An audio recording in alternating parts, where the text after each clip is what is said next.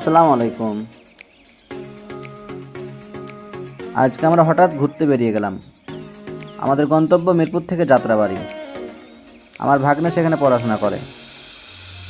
আমরা তাকে দেখতে যাব। তাই ঠিক করলাম মেট্রো রেলে যাব। সেখানে গিয়ে দেখি লম্বা লাইন। আমার সাথে ছিল আহার। আমরা লাইনে দাঁড়িয়ে পড়লাম। আমার মেয়ে মেট্রো রেলে বসে বাইরের দৃশ্য দেখতেছিল আর বলছে, আব্বু অনেক সুন্দর লাগছে। আমরা যাত্রাবাড়ি পৌঁছে গেলাম। সেখানে আমরা ভাগ্নেকে সাথে নিয়ে বার্গার খেলাম। বার্গারটা অনেক মজাদার ছিল। এক কথায় ওয়াও। আজকে এ পর্যন্ত। আল্লাহ হাফেজ।